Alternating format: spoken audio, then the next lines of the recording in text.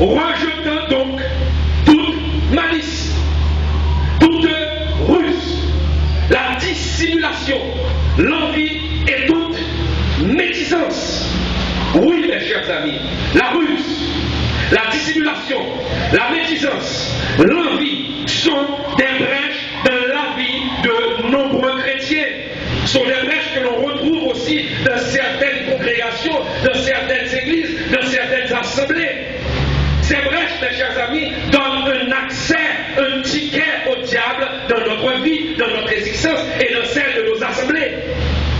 Nous devons veiller. Nous devons veiller. Et c'est la raison pour laquelle la Bible nous dit il faut veiller et prier. Veiller pour que nous ne soyons pas les traites de notre propre personne. Des fois, nous nous transformons en scorpions. Nous sommes en train de nous piquer nous-mêmes. Et en nous piquant, nous donnons accès au diable. Et lorsqu'il y a une brèche, lorsque la brèche existe, qu'est-ce qui se passe? Satan a l'autorité. Et avec cette brèche, Satan peut facilement ternir l'image de l'évangile dont nous sommes tous les ambassadeurs. Nous ne devons pas laisser au diable le soin de ternir notre témoignage. Et tous ceux qui laissent le diable ternir leur témoignage, mes chers amis, vous êtes très mal vus. Vous devez être l'exemple du monde. Que nous dit la parole dans Romains 12, verset 22? Ne vous conformez pas au siècle présent, mais soyez renouvelés par l'Esprit pour savoir ce qui est droit, ce qui fera la joie du cœur de Dieu. Travaillons pour que Dieu ait ce témoignage pour nous, pour que Dieu puisse dire, comme il avait dit pour David, cette dame est une dame selon mon cœur, cet homme est un homme selon mon cœur. Mais lorsque nous avons cette brèche, nous ne pouvons pas avoir ce témoignage. Nous allons détruire notre témoignage lorsque la brèche existe. Récemment, mes chers amis, en Haïti, le secteur évangélique, à cause d'une brèche, à cause de plusieurs brèches, de la part de certains de nos dirigeants, le secteur évangélique a été mis sur la sellette et a offert, excusez-moi, un spectacle de mauvais goût, mis en scène par des hommes d'église qui ont, dans leur folie, regardez que dit la parole, rejetant toute malice, toute ruse, la dissimulation, l'envie. Ils ont eu l'envie de briller des postes électifs lors des dernières élections présidentielles du 25 novembre 2015. Ils ont eu une folie démesurée. Et certains d'entre eux ont eu l'audace d'utiliser le nom de Dieu pour assouvir leur convoitise démesurée. On se le rappelle, mes chers amis, je ne vous raconte rien, je ne vous apprends rien. Vous êtes au courant de ce qui se passe dans le pays, parce que vous faites la radio, vous faites la nouvelle. Une commission présidée par le respectable pasteur Gérald Bataille avait choisi dans un premier temps, après vote des membres de cette commission, Clarence Renoir pour être représentant du secteur évangélique, mes chers amis. Et quelques jours plus tard, il y a eu un coup de théâtre. Un autre groupe de pasteurs se sont réunis, on se le rappelle, et ont rejeté de revers de la main la décision de la dite commission. Et ils ont porté leur choix sur le pasteur Chaval Jeune, qui, quelques jours avant, avait félicité Clarence Renoir. Mes chers amis, des hommes de Dieu, des hommes d'église, par envie, par dissimulation, se sont cassés du sucre mutuellement sur le dos. Ils se sont accusés mutuellement, disant que j'ai le monopole, disant que je suis celui qui peut représenter le secteur évangélique. Mais la question que j'aimerais poser à ces messieurs-là, est-ce que vous êtes digne de représenter le royaume de Dieu?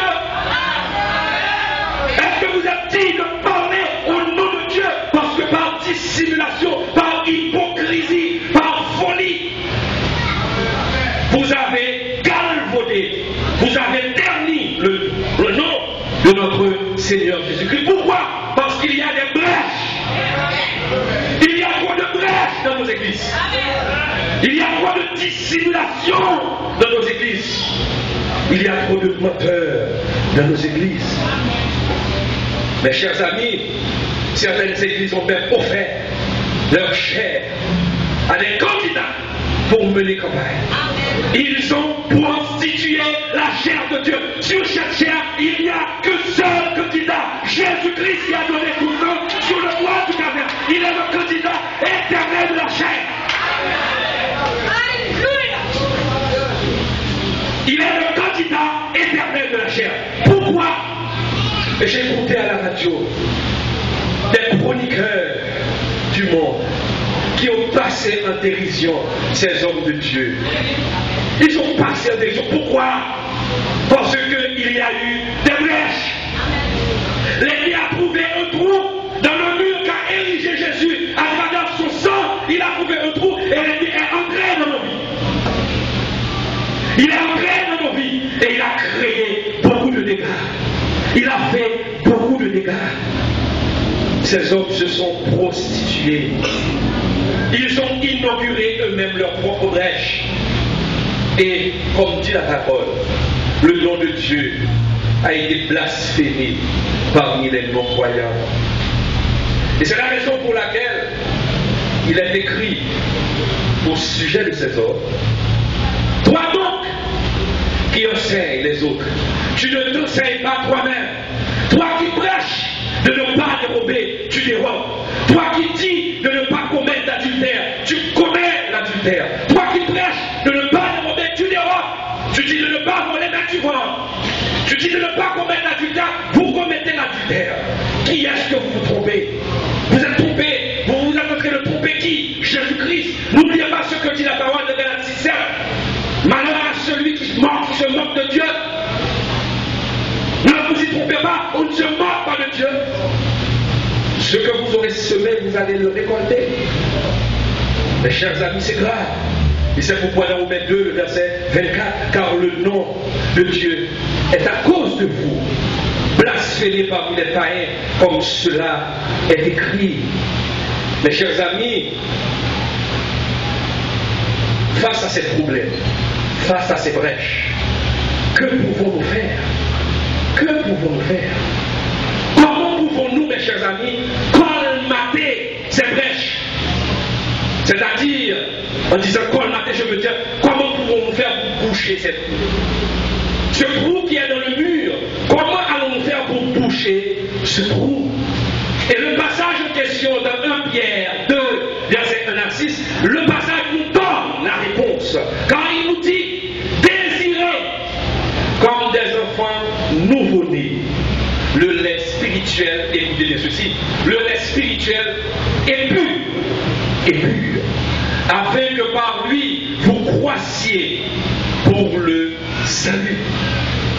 Mes chers amis, le lait spirituel et pur représente la parole de Dieu.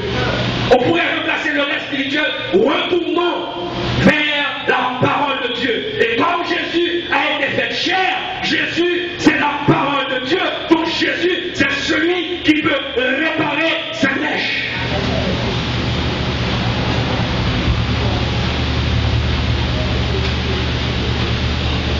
Nous proclamons haut et fort que nous sommes des disciples. Nous proclamons haut et fort que nous suivons Jésus. Mais nous n'imitons pas notre maître. Jésus